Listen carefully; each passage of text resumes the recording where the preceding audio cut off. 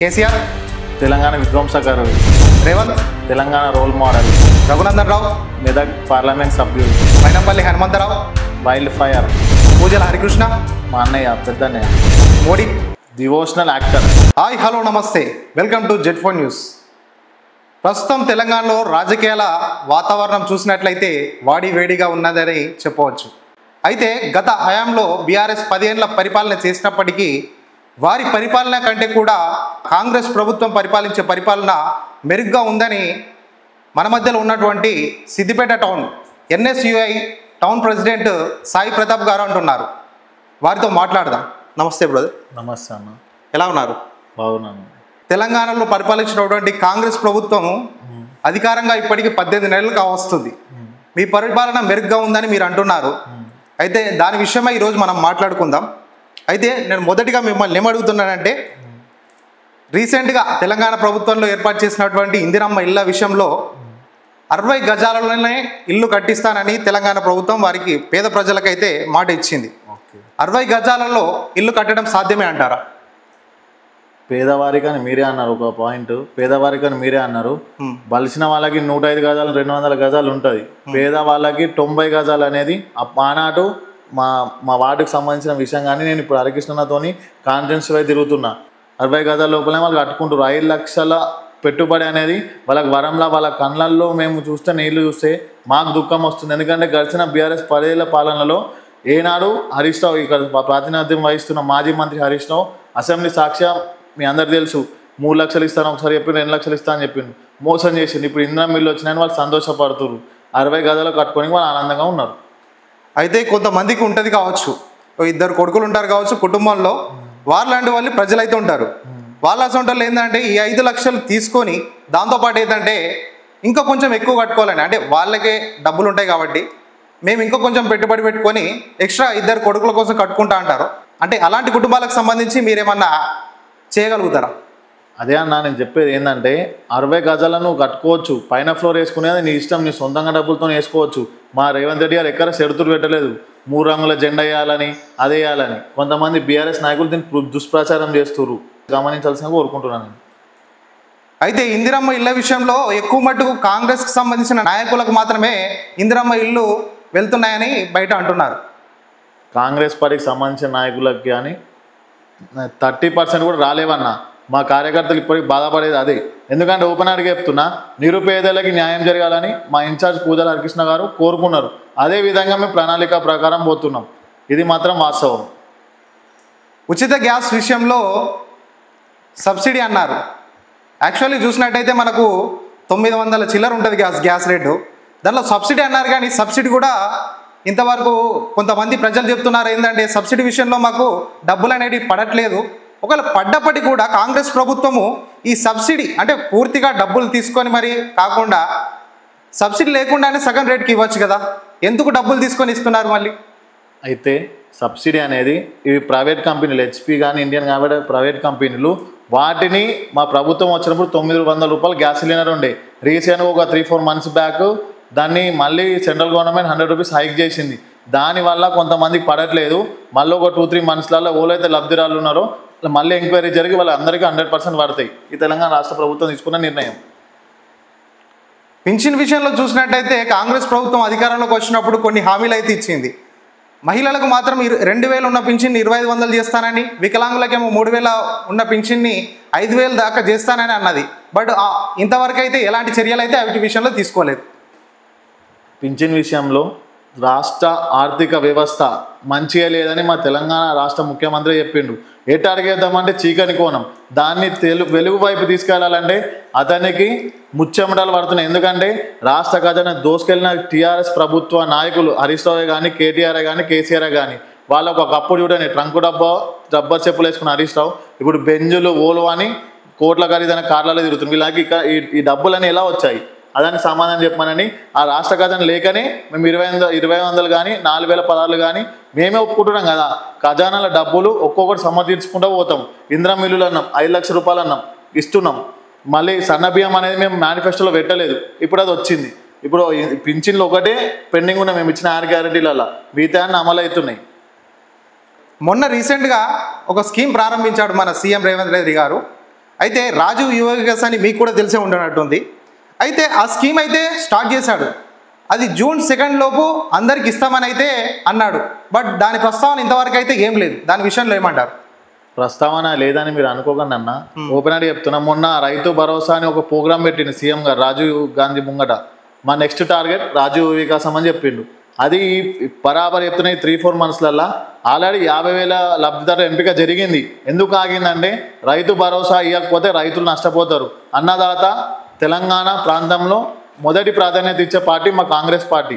దానివల్ల యువకులకు కొంచెం లేట్ అయింది తప్పించి మేము ఇచ్చిన హామీని మర్చిపోము, తప్పము కూడా. అయితే మీరు అన్నారు కదా రైతు భరోసా అని. ఈ రైతు భరోసా అనేది కూడా స్థానిక ఎలక్షన్లు ఉన్నాయి కాబట్టి ఆ ఉద్దేశం కోసమే రైతు భరోసా ఇచ్చారని అంటున్నారు. అది నిజమేనంటారా? స్థానిక ఎలక్షన్ల కోసం స్టంటులు చేసేది బీఆర్ఎస్ పార్టీ. ఏదంటే హుజురాబాద్ బై ఎలక్షన్లు తీసుకోండి, దళిత బంధు అనే దొంగ నాటకం పట్టుకొచ్చారు. మళ్ళీ మీరు రాజగోపాల్ రెడ్డి గారి కాన్ఫరెన్స్ మునుగోడులో తీసుకోండి, అదో అదేంటి మళ్ళీ అక్కడ మేము ఏం చేస్తాం, మునుగోడు డెల్లాస్ చేస్తాం అది అని చెప్పి కేసీఆర్ మాటలు ఇచ్చిండు. మేము రాజకీయాల కోసం కాదు, కాంగ్రెస్ పార్టీకి అధికారం ఉన్నా లేకపోయినా ఇచ్చిన మాట మీరు నిలబడే ప్రభుత్వం, ఇచ్చిన మాట కట్టుబడే ప్రభుత్వం. అయితే నేను రీసెంట్గా ఒక రీల్ చూసా మన రేవంత్ రెడ్డి సార్ విషయంలో. అయితే ఒక రీల్లో అంటున్నాడు, తెలంగాణ యువతకు వచ్చిన తర్వాత మేము మీద నోటిఫికేషన్లు ఇస్తే ఇన్ని నోటిఫికేషన్లు ఎంబడెంబడే వద్దు, ఉద్యోగాల విషయంలో మాకు వద్దు, ఇప్పుడు ఒకటేసారిగా అన్నీ వేయకండి, ఉద్యోగాలనే ఎక్కువ అవుతున్నాయి, ఇవి వద్దు ఇప్పటికే ఎక్కువ అయినాయి కాబట్టి ఈ ఉద్యోగాల విషయంలో మాత్రం కొంచెం మాకు టైం ఇవ్వండి అని సీఎం రేవంత్ రెడ్డి అంటున్నారు.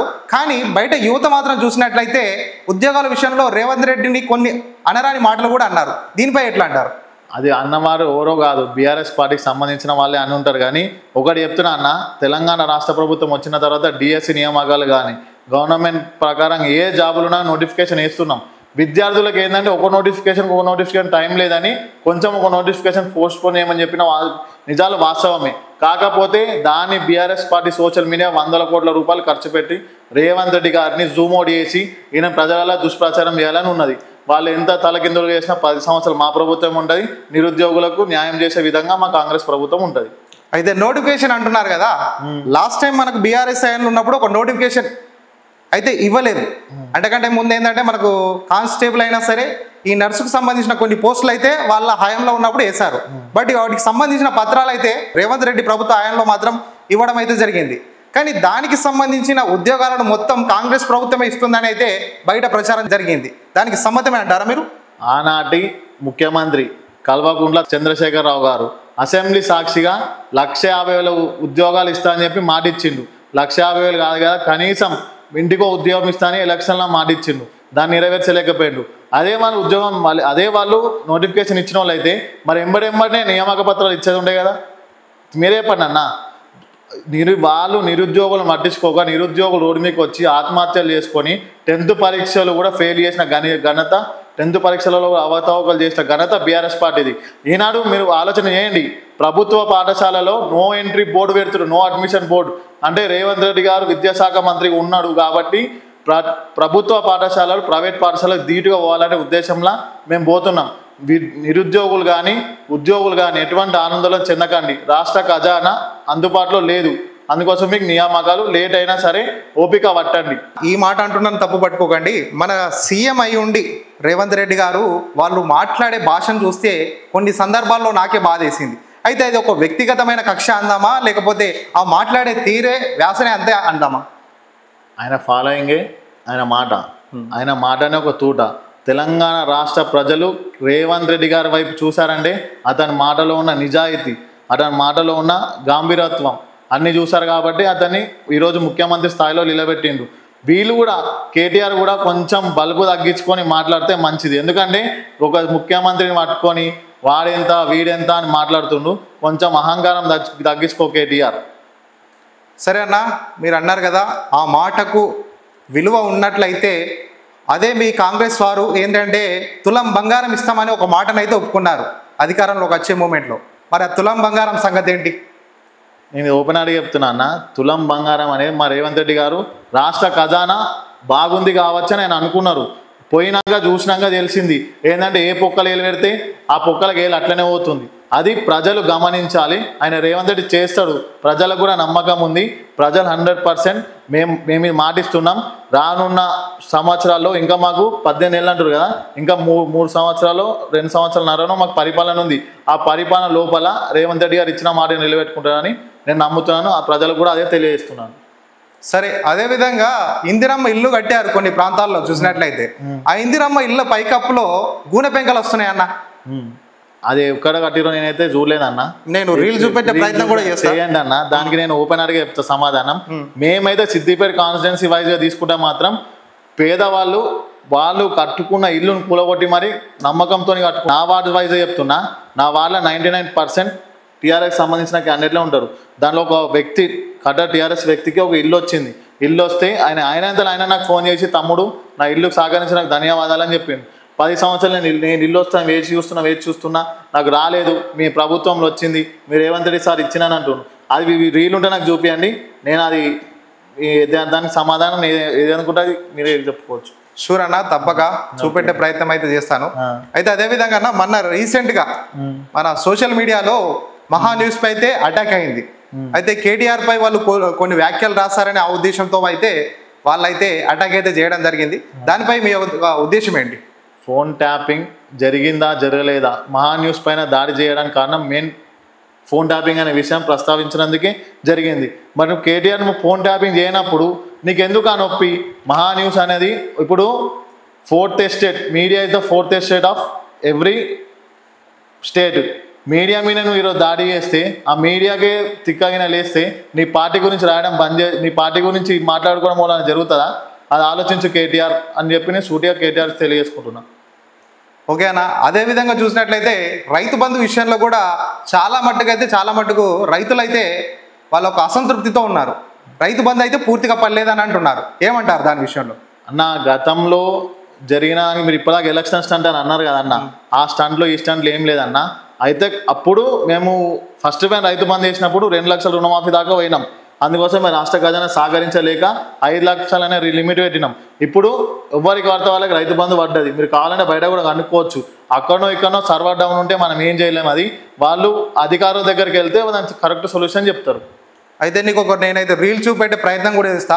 మొన్న రీసెంట్గా వచ్చింది వార్తల్లోకి, 276 మంది బయటకు వచ్చి, అయ్యా సీఎం గారు మాకు ఇంతవరకు రైతు బంధు పడలేదు, మీరు మా పట్ల న్యాయం చూపెట్టండి అయితే వాళ్ళు అంటున్నారు.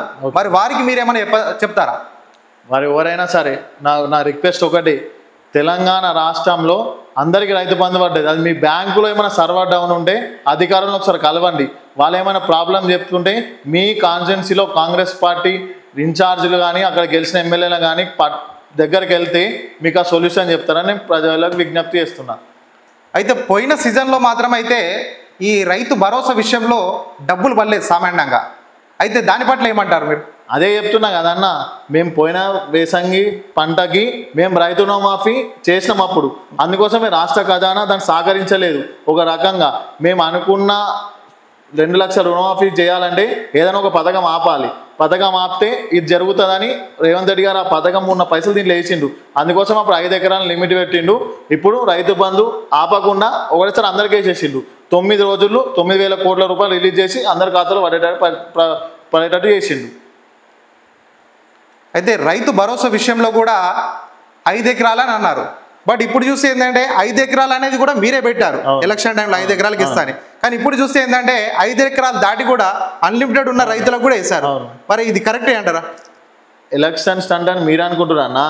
రైతుల బాధ మా తుమ్మల నాగేశ్వరరావు గారు senior and most experience minister. ఆయన రైతుల బాధ ఇది ఉంది అని సీఎం గారికి వివరించడంతోనే రైతు బంధు ఆపద్దు. ఎందుకంటే రైతులకి ఇచ్చే భరోసా ఒకటే, ఏంటంటే నువ్వు పంటకి పెట్టుబడి సహాయం లెక్కిస్తున్నాం, అది వాళ్ళు వాడుకుంటారా చెడు దానికి వాడుకుంటారా మనం చూడలేం సార్, రిలీజ్ చేయండి అని చెప్తే సరే అని రిలీజ్ చేసిండు.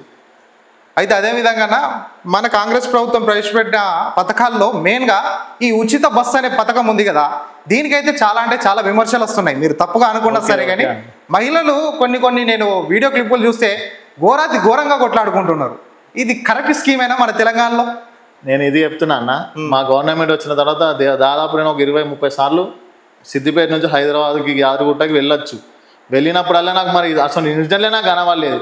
అది ఎక్కడ జరిగిందో ఏం చేసిరో మీకు రీజన్ ఇది కూడా చెప్తాం. మీరు అంటారు కదా ఉచిత బస్సు వల్ల జరిగిందని. HCA వివాదం జరిగింది తెలంగాణ రాష్ట్రంలో.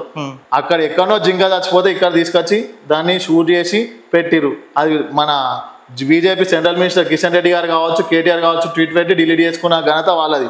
ఇప్పుడు అదే ఎక్కడో వీడియోలు తీసుకొచ్చి ఇప్పుడు పెడుతురు కావచ్చు అని మా అనుమానం. అంతే.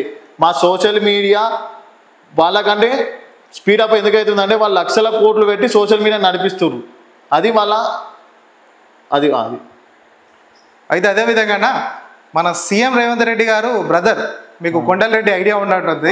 అయితే అతనిది కూడా ఏంటంటే ఒక అధికార ప్రతినిధికి ఏ విధంగా ప్రభుత్వం ఫెసిలిటీ కల్పిస్తుందో అలాంటి కన్వాయ్ వేసుకొని ఆ ఒక వాళ్ళ బ్రదర్ కూడా తిరుగుతుండు. అది కరెక్టే అంటారన్న? ఇప్పుడు మా కాంగ్రెస్ పార్టీలో ఒక వ్యవస్థ ఉందన్న. ఇప్పుడు రేవంత్ రెడ్డి గారు అక్కడ ఇన్ఛార్జిగా కొండలరెడ్డి గారు నియమించిండు. మొన్న కామారెడ్డిలో ఓడిపోయినా అన్న రేవంత్ రెడ్డి, అక్కడ కొండలరెడ్డి అని వాళ్ళ బ్రదర్ని నియమించిండు. మళ్ళీ ఇది కూడా ఏది మన రేవంత్ రెడ్డి సొంత కాన్స్టిట్యున్సీ కొడంగల్ కాన్స్టిట్యున్సీ కూడా అదే వివాదం వస్తే ఆయన ఒక ఇన్ఛార్జ్ అంటే ఈక్వల్ టు ఎమ్మెల్యే మా పార్టీ వైజ్గా. ఇప్పుడు ఆ ఇన్ఛార్జ్ వ్యవస్థలో ఆయన మన ఎస్కార్ట్ వెహికల్ ఇచ్చుంటే అది వాళ్ళకి సంబంధించిన విషయం. కానీ మన దాన్ని కూడా రాద్ధాంతం చేయాలని కూడా మరి అదే మరి హిమాంశు కేటీఆర్ మనమడు ఏ అధికార లాంఛనాలతోని శ్రీరామ వారికి పెళ్లికి అవి సంబంధించినవి ఉంటాయి కదా, అవి ఏ అధికార లాంఛనాలతో తీసుకెళ్ళి ఇచ్చిండు. మనం ఇది కూడా క్వశ్చన్ అడుగుతున్నాం కదా. ఓకేనా? అదే విధంగా చాలా అంటే నేను అడగబోయే ప్రశ్న చాలా దుమారం లేచింది. తెలంగాణకు సంబంధించిన మన తెలంగాణ తల్లి విగ్రహం, అదే విధంగా తెలంగాణకు సంబంధించిన మన జయ జయ హే అనే తెలంగాణ సాంగ్ను కూడా మాడిఫై చేశారు. అదే విధంగా ఒక తల్లి రూపాన్ని కూడా మార్చారు. ఈ విషయంలో చాలా మటుకు ఎంతోమంది తెలంగాణ ప్రజలు కూడా బాధపడ్డారు. ఏమంటారు? దానిలో తెలంగాణ ప్రజలు బాధపడలేరు, బీఆర్కి సంబంధించిన వాళ్ళు బాధపడ్డారు. ఇది కూడా ఓపెన్ చెప్తున్నా. తెలంగాణ సాంప్రదాయం అంటే కట్టు బొట్టు అవి మీరు అది కొంతమంది చూసుంటారు మెడలో అది కానీ ఇవి కానీ. తెలంగాణ తల్లి అనేది ఎవరికైతే సామాన్యులకు అందుబాటులో ఉన్న తల్లిని ఈరోజు సెక్రటరీట్లా రేవంత్ రెడ్డి గారు నియమించారు. అంతే. నేను ఓపెన్ అడిగి చెప్తున్నా. ఇది కూడా మీరు తెలంగాణ జాతీయ గీతం అంటారు కదా, తెలంగాణ జాతీయ గీతం పాడింది ఎవరో కాదు, అందశ్రీ. ఆనాడు కేసీఆర్ ఆయనని ఉద్యమం టైంలో ఇదే జయ జయ తెలంగాణ మీరు ఎక్కడ రీలై నిరాలు చేసినా కానీ ప్లే చేస్తుండే. మీరు ఆ వీడియోలు కూడా తెప్పించుకొని చూడండి. ఇది కూడా నేను చెప్తున్నా. ఇప్పుడు ఏ మీటింగ్లో అయినా ఆ తెలంగాణ సాంప్రదాయాన్ని పాటిస్తూ చూడండి. ఎవరైతే పెద్ద పెద్ద వాళ్ళు గొప్ప వాళ్ళు ఉంటారో తెలంగాణ మేధావులు వాళ్ళు సీఎం రేవంత్ రెడ్డి గారిని ప్రశంసిస్తారు. ఎందుకంటే ఆనాడు మర్చిపోయిన తెలంగాణ ఈనాడు మళ్ళీని తెలంగాణ సాంప్రదాయాన్ని గుర్తు చేస్తుందని. అయితే ఇప్పటి వరకు అయితే తెలంగాణకు సంబంధించిన కొన్ని అంశాలలో Siddipet town NSUI president Sai Pratap గారు అయితే కొన్ని విషయాలు మేమిద్దరం అయితే చర్చించుకున్నాం. దీంట్లో ఏవి ఎంతవరకు నిజం అనేది చూస్తున్న ప్రేక్షకులారా కింద కామెంట్ అయితే తెలియజేయండి. అయితే ఇలాంటి విషయాలు మీకు కావాలంటే చూస్తూనే ఉండండి Z4 న్యూస్.